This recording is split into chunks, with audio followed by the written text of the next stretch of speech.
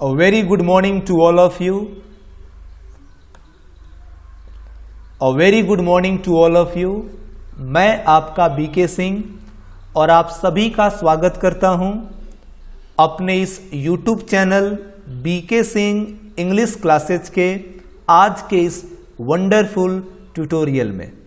Dear students, आज की ये क्लास बिहार बोर्ड के 12th क्लास इंग्लिश के 5th number chapter ideas that have helped Mankind पर आधारित होगी, जिसे बर्ट्रैंड रसल ने कंपोज किया था। ये एक बहुत ही बेहतरीन एसे है जिसमें उन सभी आइडियाज़ की बात की गई है जिन्होंने मानव की सहायता की, मानव को सभ्य बनने में, आदि मानव से आधुनिक मानव बनने में जिन आइडियाज़ ने, जिन तरीकों ने हमारी सहायता की, उसी पर आधारित ये चैप्टर है। विद्यार्थियों, जो फ़ायदा आपको इस चैप्टर की एक एक लाइन को पढ़ने से भी नहीं होता, वो फ़ायदा आज के इस क्लास में, इस एनालिसिस क्लास में आपको मिलेगा। और मैं स्पष्ट कर दूं कि ये क्लास अगर आप बारीकियों के साथ देख रहे हैं तो सभी तरह के क्वेश्चंस आंसर्स, ऑब्जेक्टिव क्वेश्चंस आपके कवर हो जाएंगे। इसके पहले भी मैंने चैप्टर 1, चैप्टर 2, चैप्टर 3, चैप्टर 4 की एनालिसिस, ऑब्जेक्टिव अपलोड कर चुका हूं मैं। आप उन्हें भी चाहें तो बीके सिंह इंग्लिश क्लासेस के प्लेलिस्ट में जाके देख सकते हैं। आइए हम इस क्लास की शुरुआत करते हैं। तो ideas that have helped Mankind, इस चैप्टर को लिखा था बर्ट्रैंड रसल ने। बर्ट्रैंड रसल का जन्म 1872 में हुआ और इनकी मृत्यु 1970 ईस्वी में हुई। मैंने पहले भी कहा था और मैं आज भी कह रहा हूं कि आपके जितने भी राइटर हैं उनके जन्म का साल और उनके मरण का साल आप जरूर याद रखें। ये ऑब्जेक्टिव क्वेश्चन में आपकी सहायता करेंगे। जैसा कि हमने पहले ही चर्चा कर लिया है कि ideas that have helped Mankind ये एक एसे है। प्रोज पीस में ये एक एसे है, एक निबंध है। और जरा सा हम जानते हैं बर्ट्रैंड रसल के बारे में, क्योंकि यहीं से ऑब्जेक्टिव क्वेश्चंस पूछे जाते हैं। बर्ट्रैंड रसल, जिनका जन्म 18 मई 1872 को हुआ था और मृत्यु 2 फरवरी 1970 ईस्वी में हुई। ये श्रीमान ब्रिटिश फिलोसोफर थे, हिस्टोरियन थे, मैथमेटिशियन थे, एडवोकेट थे, बहुत सारे सामाजिक सुधार में, एडवोकेट फॉर सोशल रिफॉर्म, और प्रोलिफिक राइटर थे। तो यहाँ से आपके क्वेश्चंस बनते हैं और पिछले एग्जाम्स में पूछा भी जा चुका है कि who was a historian as well as a mathematician, यानी कौन हिस्टोरियन के साथ साथ एक मैथमेटिशियन भी था। तो बर्ट्रैंड रसल, यहाँ से एक क्वेश्चन ऑब्जेक्टिव आपके एग्जाम में जरूर पूछा जाएगा कि बर्ट्रैंड रसल एक ब्रिटिश फिलोसोफर थे, हिस्टोरियन थे, मैथमेटिशियन थे, एडवोकेट फॉर सोशल रिफॉर्म थे और प्रोलिफिक राइटर थे। Bertrand Russell was also a commentator on a large variety of topics. अलग अलग टॉपिक पे कमेंट करने वाले थे हमारे बर्ट्रैंड रसल। और जब वो कमेंट करते थे तो कौन कौन सी उनकी टॉपिक्स होती थी, किस टॉपिक पे वो कमेंट करते थे, वो टॉपिक होता था sex, marriage, politics, religion, science, psychology, philosophy, socialism, education, Christ, marks और बुद्धा। इन चीज़ों पर वो कमेंट करते थे। समाजवाद पर, शिक्षा पर, ईसाई धर्म पर, कार्ल मार्क्स के जीवन पर, महात्मा बुद्ध के जीवन पर, बहुत तरह के टॉपिक्स पे वो कमेंट करते थे। आर्टिकल्स लिखते थे, लोग उन्हें पढ़ते थे और काफ़ी पसंद भी करते थे।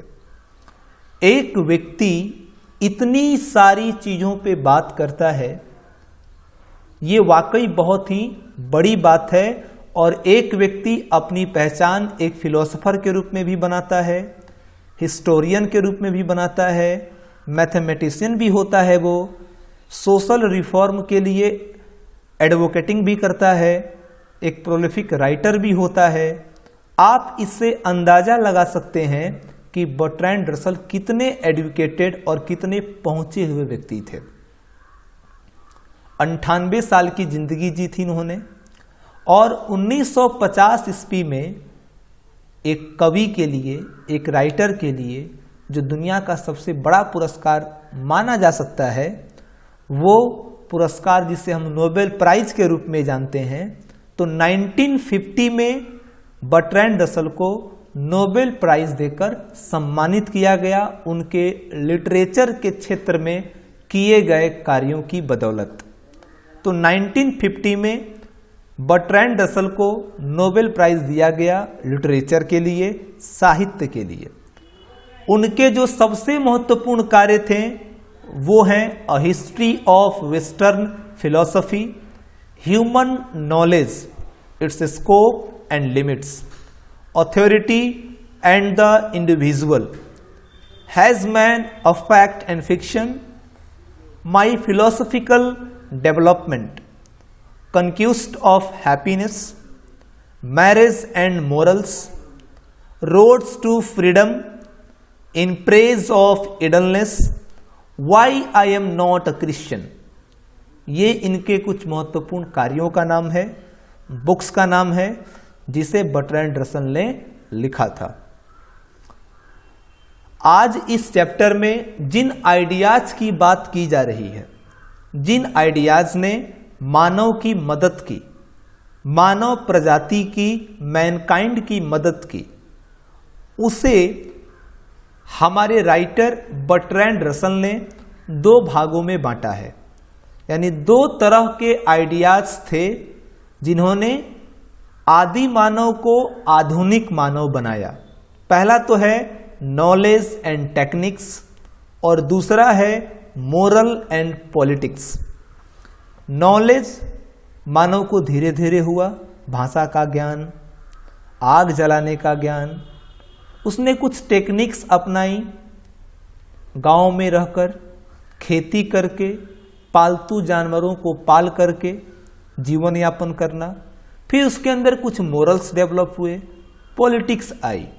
तो 2 तरह के आइडियाज हैं जिन्होंने मानव को बदला, knowledge and techniques, moral and politics. यह आपका एक क्वेश्चन आंसर भी बनता है। तो knowledge and techniques, moral and politics. आइए अब इस चैप्टर की एनालिसिस शुरू करते हैं, इसकी समरी पढ़ते हैं। Ideas that have helped mankind is an essay written by a British philosopher and mathematician Bertrand Russell. Sorry, गलत से एक वर्ड आ गया यहां, कि ideas that have helped mankind एक एसे है, एक निबंध है, जिसे ब्रिटिश फिलोसोफर, ब्रिटिश दार्शनिक और गणितज्ञ बर्ट्रैंड रसल ने लिखा है। इन दिस एसे, इस निबंध में, ही हैज डिपिक्टेड, उन्होंने दर्शाया है, उन्होंने चित्रित किया है, द आइडियाज, उन आइडियाज की, उन तरीकों की, विच हेल्प्ड मैनकाइंड, जिन्होंने मानव की सहायता की, इन बिकमिंग सिविलाइज्ड, सभ्य बनने में, एंड सुपीरियर, श्रेष्ठ बनने में, टू एनिमल्स, जानवरों से, जानवरों से ज्यादा श्रेष्ठ, जानवरों से ज्यादा सभ्य बनने में। क्योंकि शुरुआत में तो इंसान और जानवरों में कोई फर्क नहीं था, ऐसे ही जंगलों में ये रहते थे, नंगे घूमते थे, जो मर्जी आए वो खा के अपना पेट भरते थे।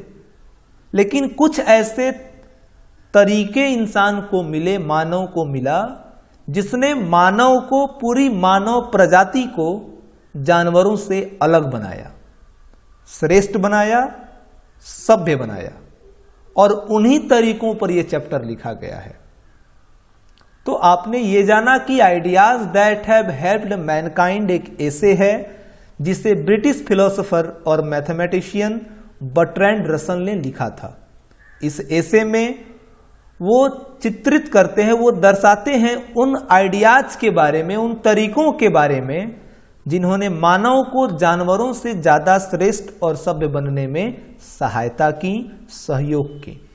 The ideas that have helped mankind are those that contributed knowledge and techniques, and those are concerned with moral and politics। यानी वे तरीके जिन्होंने मानव की सहायता की, उनमें किसने सहयोग किया? तो उनमें सहयोग मिला नॉलेज और टेक्निक से, ज्ञान और तकनीक से, तथा वे माने जाते हैं मोरल, नैतिक और राजनीति से। यानी दो तरह के आइडियाज ने मानव की सहायता की। एक तो है नॉलेज एंड टेक्निक्स, ज्ञान और तकनीक, और दूसरा माना जाता है मोरल एंड पॉलिटिक्स, नैतिक और राजनीति। Man has intellectual and moral qualities which separate the human being from animals. यानी इंसानों के पास है बौद्धिक और नैतिक गुण। इंसानों के पास इंटेलेक्चुअल एंड मोरल क्वालिटीज हैं, यानी बौद्धिक गुण भी है और नैतिक गुण भी है। विच सेपरेट, और यही जो गुण हैं जो अलग करते हैं द ह्यूमन बीइंग्स, मानव प्राणियों को, फ्रॉम एनिमल्स, जानवरों से। इंसान की बौद्धिकता और इसकी नैतिकता इसे जानवरों से अलग करते हैं। सम इन्वेंशंस ऑफ मैनकाइंड, मानव ने जो कुछ खोजें की, मानवों की कुछ खोजें, helped human being to be civilised. मानव की कुछ खोजों ने मानव को सभ्य बनने में सहयोग किया, सहायता किया। फॉर एग्जाम्पल, उदाहरण के लिए, द इन्वेंशन ऑफ फायर, आग की खोज, इज सपोज्ड, मानी जाती है, to be a milestone in the march of civilization. आग की खोज सभ्यता की प्रगति में, इन मार्च ऑफ सिविलाइजेशन, सभ्यता की प्रगति में माइलस्टोन मानी जाती है, मील का पत्थर माना जाता है, सबसे महत्वपूर्ण स्टेप माना जाता है। आग की खोज सभ्यता की प्रगति में मील का पत्थर साबित हुआ, सबसे महत्वपूर्ण भाग साबित हुआ, सबसे महत्वपूर्ण खोज साबित हुआ। मैन बिगेन टू कीप, मानवों ने रखना शुरू कर दिया, पेट एनिमल्स, पालतू जानवरों को पालना शुरू कर दिया, विथ देमसेल्फ, अपने साथ। अपने साथ मानवों ने पालतू जानवरों को रखना शुरू किया। The domestication of such animals helps man in many ways, और पालतू बना के रखने का जो कार्य था ऐसे जानवरों का, उसने मानवों को बहुत तरह से सहयोग किया। बैल को पाल करके खेती कराना, गाय को पाल करके दूध पीना, जानवरों को पाल करके उनका मांस खाना, बहुत तरह से इन्होंने मानवों की सहायता की। द इन्वेंशन ऑफ लैंग्वेज, भाषा की खोज, the idea how to write and the invention of printing press made man elevated from wild state to his present civilized state. यानी भाषा की खोज से वो तरीका पता चला कि कैसे लिखें, और इसी ने आगे चलकर प्रिंटिंग प्रेस की खोज की बुनियाद रखी, जिसने मानव को विकसित किया उसकी जंगली अवस्था से आज वर्तमान के सभ्य अवस्था में। यानी वाइल्ड स्टेट से, जंगली अवस्था से, प्रेजेंट सिविलाइज्ड स्टेट, वर्तमान के सभ्य अवस्था में इसी ने बदला। किसने? तो लैंग्वेज की खोज के जरिए जब हमने प्रिंटिंग प्रेस की खोज की, लिखना शुरू किया, तो हम जंगली जीवन से सभ्य जीवन की तरफ आ गए। It is civilization which gave idea to live in a family. यही वो सभ्यता है जिसने ये आइडिया दिया कि हमें अपने परिवार में रहना चाहिए। आज हम अगर अपने परिवार में रहते हैं तो इन्हीं सब आइडियाज की बदौलत हम अपने परिवार के लोगों के साथ रहते हैं। It also gave some norms to the society to lead moral life. इसी ने समाज को कुछ ऐसे मानक दिए कि आप समाज में एक नैतिक जीवन का नेतृत्व कर सकें, एक नैतिक जीवन के साथ रह सकें, आपसी सहयोग और भाईचारा के साथ जीवन जी सकें। इन्हीं सब आइडियाज की बदौलत ऐसा संभव हो पाया। सिविलाइजेशन टॉट अस, सभ्यता ने हमें सिखाया to be more friendly towards one another, कि हम एक दूसरे के प्रति मित्रवत रहें, जानवर की भावना को छोड़कर, हैवानियत की भावना को छोड़कर इंसानियत का दामन पकड़ें, एक दूसरे का सहयोग करें, मित्रवत व्यवहार कर सके समाज में एक दूसरे के साथ। ये सभ्यता ने हमें सिखाया। ऑन द अदर हैंड, और दूसरी तरफ language played an important role in human development. मानव के विकास में भाषा ने भी एक महत्वपूर्ण भूमिका निभाई। At what stage language began is not known. किस समय, किस अवस्था में भाषा की शुरुआत हुई ये किसी को मालूम नहीं।